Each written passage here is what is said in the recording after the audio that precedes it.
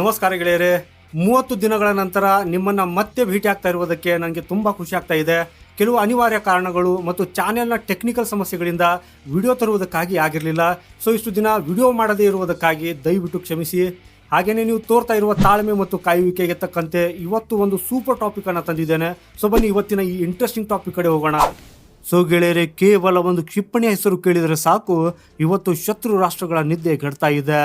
ಹೌದು, ಅದುವೇ ನಮ್ಮ ಹೆಮ್ಮೆಯ ಬ್ರಹ್ಮೋಸ್. ಕೆಲವೊಮ್ಮೆ ಪಾಶ್ಚಿಮಾತ್ಯರು ಇದು ಕೇವಲ ಕಾಗದದ ಮೇಲಿನ ಹುಲಿ ಅಂತ ಗೇಲಿ ಮಾಡಿದ್ರು.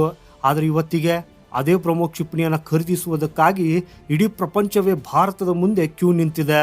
ಆಪರೇಷನ್ ಸಿಂಧೂರ ನಂತರ ನಡೆದ ಈ ಪವಾಡವಾದರೂ ಏನು? ಸೊ ಬನ್ನಿ ಗೆಳೆಯರು, ಇವತ್ತಿನ ವಿಡಿಯೋದಲ್ಲಿ ಎಲ್ಲದರ ಬಗ್ಗೆ ಡೀಟೇಲ್ ಆಗಿ ತಿಳಿದುಕೊಳ್ಳೋಣ. ಅದಕ್ಕಾಗಿ ಇಂಟ್ರೆಸ್ಟಿಂಗ್ ವಿಡಿಯೋವನ್ನು ಕೊನೆವರೆಗೂ ನೋಡಿ ಹಾಗೂ ಲೈಕ್ ಮಾಡುತ್ತಾ ಚಾನೆಲ್ ಸಬ್ಸ್ಕ್ರೈಬ್ ಮಾಡುವುದನ್ನು ಮರೆಯದಿರಿ. ಸೊ ಗೆಳೆಯರೆ, ರಕ್ಷಣಾ ಕ್ಷೇತ್ರದಲ್ಲಿ ಭಾರತ ಇವತ್ತಿಗೆ ಒಂದು ಹೊಸ ಇತಿಹಾಸವನ್ನು ಬರೆಯುತ್ತಿದೆ. ಅಂತಾರಾಷ್ಟ್ರೀಯ ಮಟ್ಟದಲ್ಲಿ ನಾವು ಗಮನಿಸಿದರೆ ಭಾರತ ಮತ್ತು ರಷ್ಯಾ ಜಂಟಿಯಾಗಿ ನಿರ್ಮಿಸಿರುವ ಬ್ರಹ್ಮೋಸ್ ಕ್ಷಿಪಣಿಗೆ ಇರುವಷ್ಟು ಬೇಡಿಕೆ ಇವತ್ತಿಗೆ ಜಗತ್ತಿನ ಬೇರೆ ಯಾವ ಕ್ಷಿಪಣಿಗೂ ಇಲ್ಲ. ಹಾಗೆಯೇ ರಷ್ಯಾದ ಮಾಧ್ಯಮಗಳು ಕೂಡ ತಮ್ಮ ವೇದಿಕೆಗಳಲ್ಲಿ ಹೆಮ್ಮೆಯಿಂದ ವಿಡಿಯೋಗಳನ್ನು ಪ್ರಕಟಿಸುತ್ತಿವೆ. ಜಗತ್ತಿನ ಬೇರೆ ಬೇರೆ ದೇಶಗಳು ಬ್ರಹ್ಮೋಸ್ಗಾಗಿ ಹೇಗೆ ಸಾಲಿನಲ್ಲಿ ನಿಂತಿವೆ ಅನ್ನೋದನ್ನ ಅವರು ಜಗತ್ತಿಗೆ ತೋರಿಸುತ್ತಿದ್ದಾರೆ.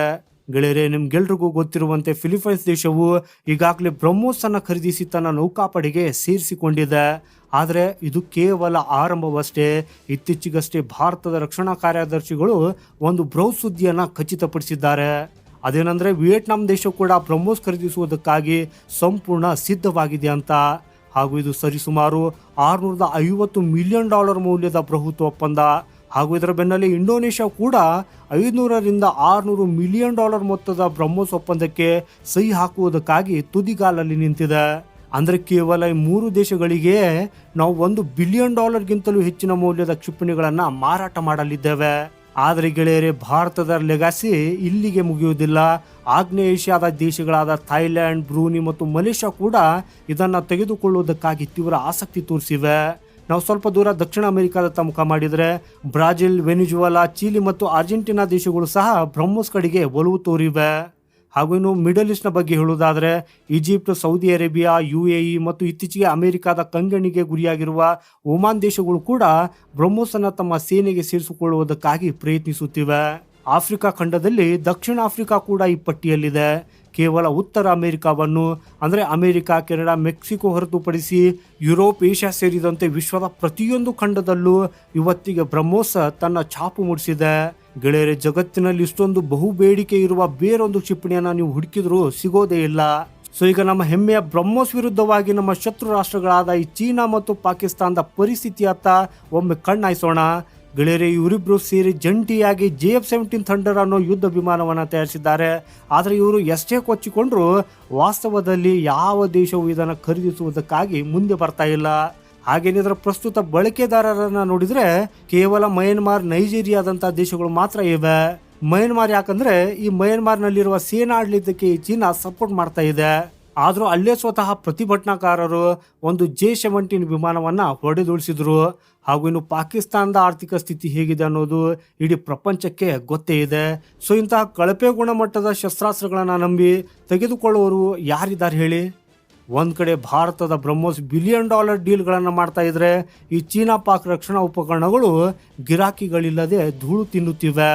ಆದರೆ ಗೆಳೆಯರೆ, ಇದನ್ನು ನೆನಪಿಡಿ, ಯುದ್ಧ ಕೇವಲ ಗಡಿಯಲ್ಲಿ ಅಷ್ಟೇ ನಡೆಯುವುದಿಲ್ಲ, ಅದು ನ್ಯಾರೇಟಿವ್ ಅಂದರೆ ಸುಳ್ಳು ಸುದ್ದಿಗಳ ರೂಪದಲ್ಲೂ ನಡೆಯುತ್ತದೆ ಅನ್ನೋದನ್ನು ನಾವಿಲ್ಲಿ ಅರ್ಥ ಮಾಡಿಕೊಳ್ಳಬೇಕು. ಫಾರ್ ಎಕ್ಸಾಂಪಲ್, ಸರ್ಬಿಯಾ ದೇಶದ ಅಧ್ಯಕ್ಷರು ಇತ್ತೀಚೆಗೆ ಒಂದು ವಿವಾದಾತ್ಮಕ ಹೇಳಿಕೆಯನ್ನು ನೀಡಿದರು. ಭಾರತ ಮತ್ತು ಪಾಕಿಸ್ತಾನದ ನಡುವಿನ ಸಂಘರ್ಷದಲ್ಲಿ ಚೀನಾದ ಕ್ಷಿಪಣಿಯೊಂದು ಭಾರತದ S-400 ಸಿಸ್ಟಮ್ ಅನ್ನು ನಾಶಪಡಿಸಿದೆಯಾ ಅಂತ ತಾವು ಎಲ್ಲೋ ಓದಿದಾಗಿ ಹೇಳಿದರು. ಸೊ ಇದಕ್ಕೆ ಯಾವುದೇ ಸಾಕ್ಷ್ಯವಿಲ್ಲ. ಕೇವಲ ಈ ಚೀನಾ ಮತ್ತು ಪಾಕಿಸ್ತಾನ ಹರಿಬಿಟ್ಟ ಈ ಸುಳ್ಳು ಸುದ್ದಿಗಳನ್ನು ಓದಿ ಅಂತಾರಾಷ್ಟ್ರೀಯ ಮಟ್ಟದ ನಾಯಕರೊಬ್ಬರು ಈ ರೀತಿ ಮಾತನಾಡುವುದು ಈ ಪ್ರೊಪಗಂಡಾದ ಶಕ್ತಿ ಎಷ್ಟು ಭಯಾನಕವಾಗಿದೆ ಅನ್ನೋದನ್ನು ತೋರಿಸುತ್ತದೆ.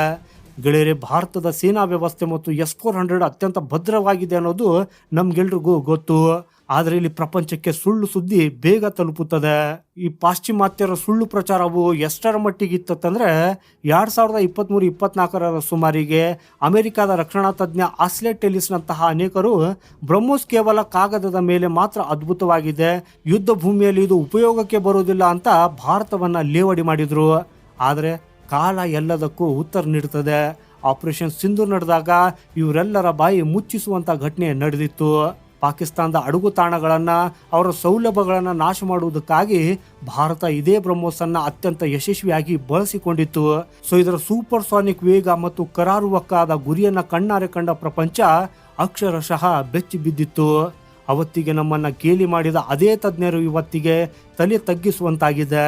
ಸೊ ಆಪರೇಷನ್ ಸಿಂಧೂರ್ನ ಆ ಒಂದೇ ಏಟಿಗೆ ಇವತ್ತಿಗೆ ಜಗತ್ತಿನೆಲ್ಲೆಡೆ ಬ್ರಹ್ಮೋಸ್ನ ಬೇಡಿಕೆ ಗಗನಕ್ಕೇರಿದೆ. ಸೊ ಅದಕ್ಕಾಗಿ ಗೆಳೆಯರೆ, ನಾವು ಕೇವಲ ಶಕ್ತಿಶಾಲಿಗಳಾಗಿದ್ರೆ ಸಾಲದು, ನಮ್ಮ ಶಕ್ತಿಯ ಬಗ್ಗೆ ಇಡೀ ಪ್ರಪಂಚಕ್ಕೆ ಅರಿವು ಮೂಡಿಸಬೇಕು. ಭಾರತ ಮತ್ತು ರಷ್ಯಾ ಇವತ್ತಿಗೆ ಮಾಡಬೇಕಾದ ಅತಿ ದೊಡ್ಡ ಕೆಲಸವೆಂದರೆ ಬ್ರಹ್ಮೋಸ್ನ ಈ ಯಶಸ್ಸಿನ ಕಥೆಯನ್ನ, ನಮ್ಮ ಸೇನೆಯ ತಾಕತ್ತನ್ನು ಜಗತ್ತಿನ ಮೂಲೆ ಮೂಲೆಗೆ ತಲುಪಿಸುವುದು. ನಮ್ಮ ಶಸ್ತ್ರಾಸ್ತ್ರಗಳ ಗರ್ಜನೆ ಈ ಶತ್ರುಗಳ ಎದೆ ನಡುಗಿಸಬೇಕು. ಸೊ ಗೆಳೆಯರೆ, ಈ ನ್ಯಾರೇಟಿವ್ ವಾರ್ಫೇರ್ ವಿರುದ್ಧ ಭಾರತ ಹೇಗೆ ಹೋರಾಡಬೇಕು ಅಂತ ನೀವು ಭಾವಿಸುತ್ತೀರಿ? ಕಮೆಂಟ್ ಸೆಕ್ಷನ್ನಲ್ಲಿ ನಿಮ್ಮ ಅಮೂಲ್ಯವಾದ ಅಭಿಪ್ರಾಯವನ್ನು ಶೇರ್ ಮಾಡಿ. ಭಾರತದ ರಕ್ಷಣಾ ಪಡೆಯ ಈ ಸಾಧನೆ ನಿಮಗೆ ಹೆಮ್ಮೆ ತಂದಿದ್ರೆ ನಮ್ಮ ನಾಡಿನ ಪ್ರತಿಯೊಬ್ಬರಿಗೂ ಈ ಸತ್ಯ ತಿಳಿಯುವುದಕ್ಕಾಗಿ ದಯವಿಟ್ಟು ವಿಡಿಯೋವನ್ನು ಶೇರ್ ಮಾಡಿ, ಲೈಕ್ ಮಾಡಿ ಮತ್ತು ಚಾನೆಲ್ಗೆ ಸಬ್ಸ್ಕ್ರೈಬ್ ಮಾಡಿ. ಸಿಗೋಣ ಮುಂದಿನ ಮತ್ತೊಂದು ರೋಚಕ ಮಾಹಿತಿಯೊಂದಿಗೆ. ಜೈ ಹಿಂದ್, ವಂದೇ ಮಾತರಂ.